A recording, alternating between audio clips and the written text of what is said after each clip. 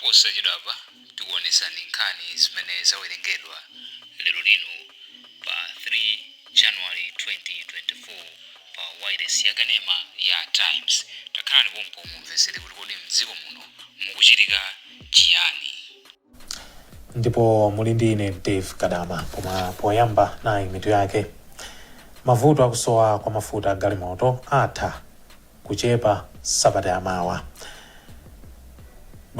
Manja mbiri ali kakasi mdziko muno kamba ka ngozi zogwa madzidzidzi. Ndipo mu nkhani zina wachiwiri kwa mtsogoleri wa dziko lino Michael Usi wadzudzula mchitidwe wokuba zinthu zopita kwa anthu ovutika. Tili ndizi ndi zina zambiri, tiyeni tikhale limodzi. Mavuto akusowa kwa mafuta akuyembekezeka kuchepa pofika sabata yamawa. Izi zikudza pamene dziko lino likuyembekezeka kulandira malita 51 miliyoni amafutawa. Nduna yona za mphamvu Ibrahim Matola yatsimikiza izi. Mese Matonga akufotokoza. Ndi masiku ochepa chiloweni chaka chatsopano, oyendetsa galimoto akupitirira kuyima mizere italiitali mu mzinda wa Lilongwe komanso madera ena pofuna kuti apeze mafuta m'malo omwetsera mafuta. Izitu zili choncho kamba ka vuto la mafuta lomwe linayamba mdziko muno chaka chatha. Ngakhale zili choncho, nduna yoona za mphamvu Ibrahim Matola asimikizira mtundu wa Malawi kuti vutoli likhonza kusintha pofika sabata yamawa, kamba kuti dziko lino likuyembekeza malita okwana 51 miliyoni amafuta omwe afike mdziko muno kudzera mdziko la Tanzania. Ndiye mafuta amenewa ayambidwa kutsitsidwa pa 1 mpaka lero pamene amaliza kutsitsa kuyika m'matanki, kuti tsopano mmachokera m'matanki mawa loweruka matraki akuno ku Tanzania ndi matraki ena amene akuchokera ku Malawi kubwera kuzanyamula mafuta awa anyamula nkumapitisa ku Malawi. Dziko la Malawi lakhala likukumana ndi mavuto akusowa kwa mafuta kamba kakusowa kwa ndalama yakunja ya dola, zomwe zimapangisa dziko lino kukanika kuyitanitsa mafuta awa ku misika yakunja. Anthu oposa 217 akusowa pokhala mvula ya mphepo yomwe yakhala ikugwa itagwetsa nyumba zawo m'dera la mfumu yayikulu Namavi, boma la Mangochi.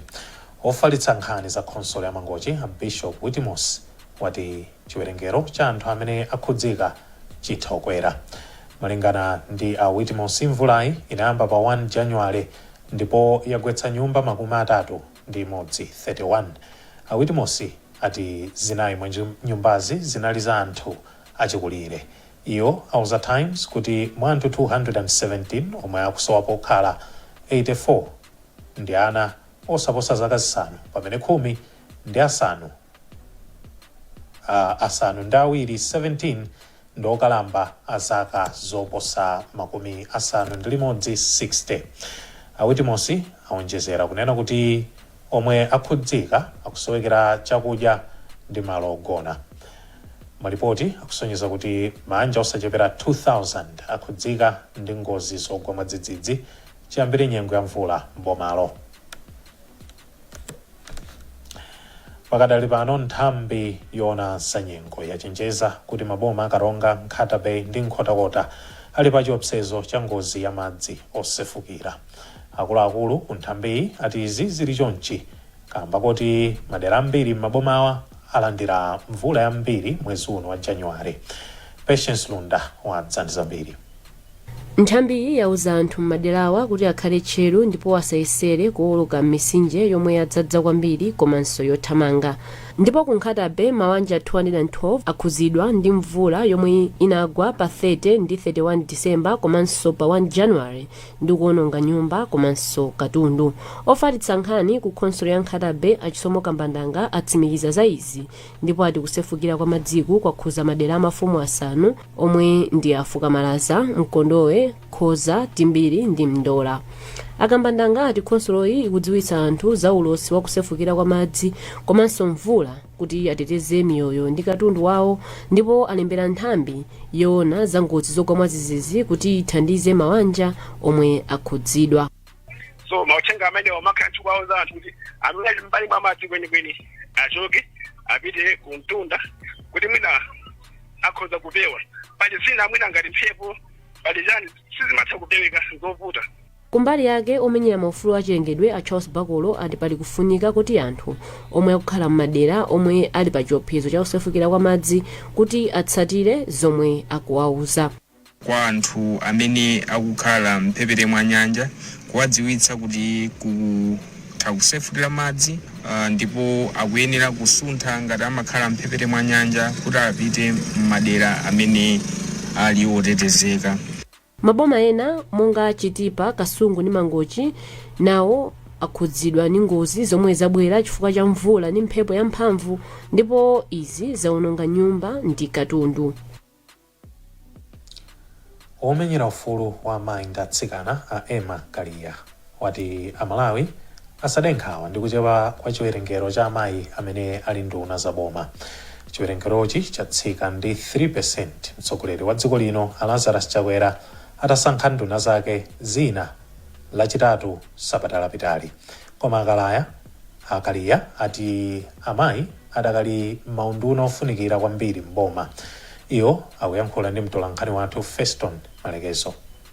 Ena akumanena kuti nina tachepesa percent zimene inalipo kuchoka pa 38 kugera pa 35 koma chimene chachitika chinthu chabwino kwambiri ichonena kuti maunduna akulu ngati defense koma kwabwera unduna wina wa higher education kwabwera amayi zimene ku defense iko inde anali pa amayi kale panabwera abambo panopo wapitaso kwa amayi amene anali kumaini komanso kumusiku tabwezeresapo amayi ena amene achoka kwabweraso amayi chimene chikwaine chisoyeza kuti tikuyenda chisogolo ndithu tikatengerezabe percentage koma titengere kuti kodi maunduna ene apa mwamba ndi angati amene tatenda munga kwa amayi so chimene chozo ndikukhanga kuti tikuyenda chisogolo. Wachiwiri kwa mtsogoleri wa dziko lino a Michael Usi wadzudzula mchitidwe wakuba zinthu zimene boma lapereka kuti anthu ofutika alandire mwaulere. Ausi anena izi lachisanu pa bwalo la masewero la Kamuzu mu mzinda wa Blantyre pamene amagawa chimanga kwa manja amene akhudzidwa ndi njala. Thomas Kachere ali ndi zambiri mu ripoti ili.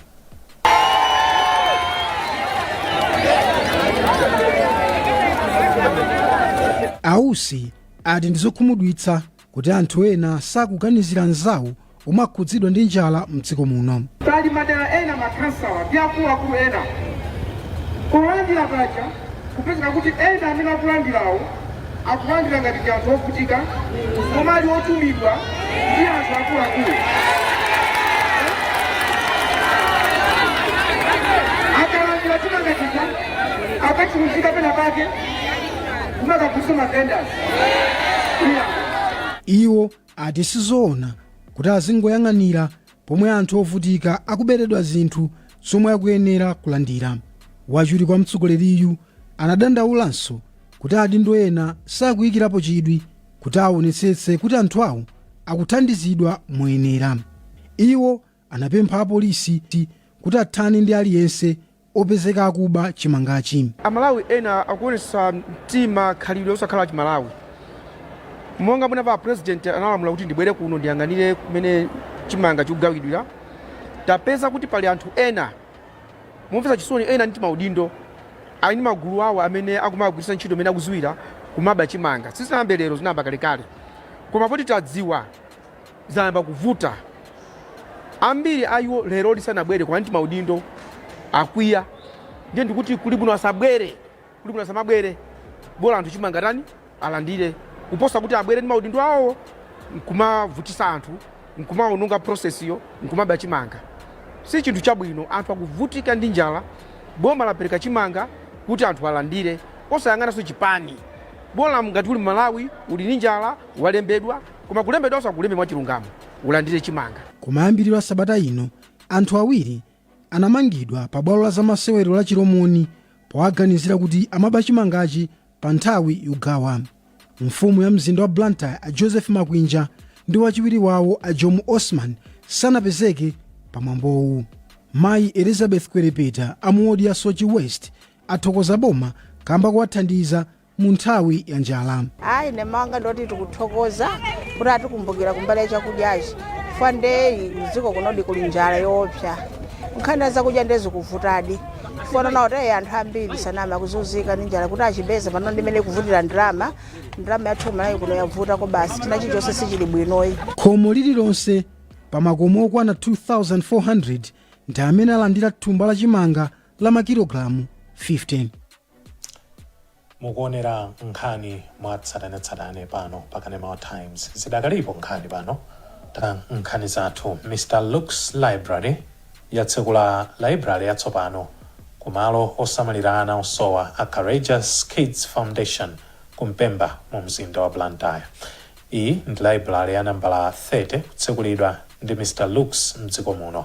Mr. Luke's Library imatsogozedwa ndi a Luke's Deschamps yemwe ndi mmodzi mwa akuluakulu a nkhani zachifaransa mdziko muno.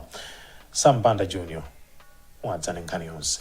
Courageous Kids Foundation ndi malo omwe kuli anyamata ndi asungwana osowa 98. Adesha anati malo a Courageous Kids Foundation ngochititsa chidwi komanso kuti ana ambiri ngosowa koma ali ndi kuthekera. Iwo anati ichi ndi chifukwa chake anaganiza zotsegula library kumalowa kuti anyamata ndi asungwana aziwerenga kuti achite bwino pa maphunziro awo. Mkazi wawo Adesha, Amarida Silva, anati anyamata ndi asungwana awa ngosowa zambiri koma amalimbikira muzichitochito zawo. A Courageous Musasa omwe anakhazikitsa malowa anathokoza Adesha ndi mkazi wawo kamba kowapasa library yapamwamba yomwe anati ithandiza kwambiri kuti anyamata ndi asungwana aziwerenga. Musasa omwenso moyo wawo akula movutika kamba kuti makolo awo anamwalira ali wachichepere, anati akhala akufuna library kuyambira pomwe adatsegulira malowa mchaka cha 2013. Kuno Courageous Kids tachilandira kuno kwambiri ndipo tilosangalala tinkafunisisa kuno kuti takhala library. Ana a Courageous Kids nanze ndipo amakhoza amapita ku masekondari ku university mabuku awo ku school omwe timapeza wapano pano tili ndi library tiziwerengera mu library ndetu khulupirira kuti dziko la Malawi lichita bwino kwambiri kuno kuzera ku Courageous Kids Foundation cha library imeneyi. Okay, Courageous Kids ndi timakutenga kuti ndi kukhomo kwathu ifeyo atamanena zoti kuno ndi orphanage organization koma to us, to me, I am a mother. Amene ndi makhandi ananga 98 amene achokera ma street osiyana amasiye komanso ovutikisisa ngati amene mwina makolo ndosaona ina olumala tonse tinabwera pamodzi kupanga one khomo lalikulu kwambiri lokondana. Library ndiyokongola ndipo ili ndi zojambula zomwe zajambulidwa ndi waluso Jim Alufisha. Pamwambo otsegulira library anyamata ndi asungwana aku Courageous Kids Foundation komanso Jacaranda School for Orphans anaonesa luso lovina mwazina.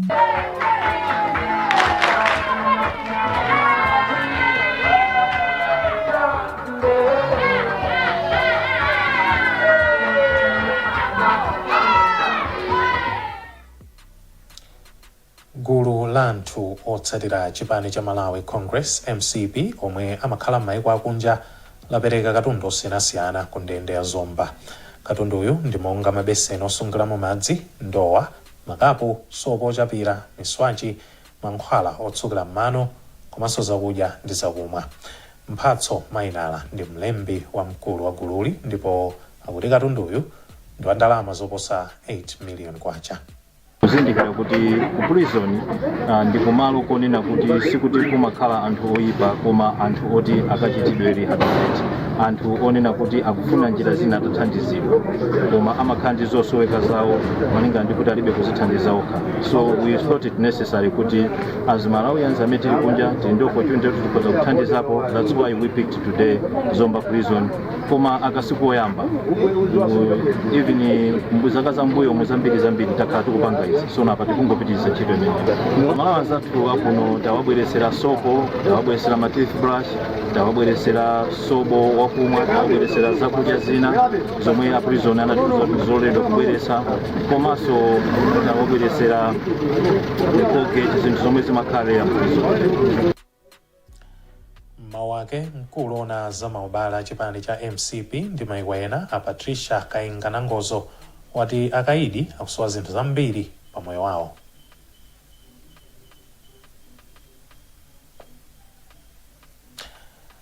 Mu nkhani zakunja ku Zimbabwe mnyamata wina wapezeka ali ndi moyo masiku asanu chisowereni mu nkhalango ina ya boma imene muli mikango ndi njovu zochuluka. Malipoti akusonyeza kuti tinotenda phudu anasochera atayenda mtunda osachepera 23 km kuchokera kwawo mkulowa mu nkhalango ya boma ya Matusadona. Iye wati masiku amene anali mu nkhalangoyi amagona padwale ndipo amadya zipatso za mchire. Mukamba kwake iye anali ndi mantha akamva kulira kwa mikango komanso akaona njovu zikudutsa. Nkhalango ya Matusadona ili ndi mikango yopyola makumi anayi 40 ndipo ndi imodzi mwa nkhalango zimene zili ndi chiwerengero chochuluka cha mikango muno mu Africa. Nkhani zathu ndi zomwezi koma tisadasiyane nayinso mitu yake. Manja ambiri ali kakasi mdziko muno kamba kangozi zogwa madzidzidzi. Wachiwiri kwa mtsogoleri wa dziko lino a Michael Usi wadzudzula mchitidwe wokuba zinthu zopita kwa anthu ovutika. Ndipo mu nkhani zina amene anali m'malo osamalira ana ovutika afikiridwa ndi manja ambiri ali kakasi mdziko muno kamba kangozi zogwa madzidzidzi. Wachiwiri kwa mtsogoleri wa dziko lino a Michael Usi wadzudzula mchitidwe wokuba zinthu zopita kwa anthu ovutika. Ndipo mu nkhani zina amene anali m'malo osamalira ana ovutika afikiridwa ndi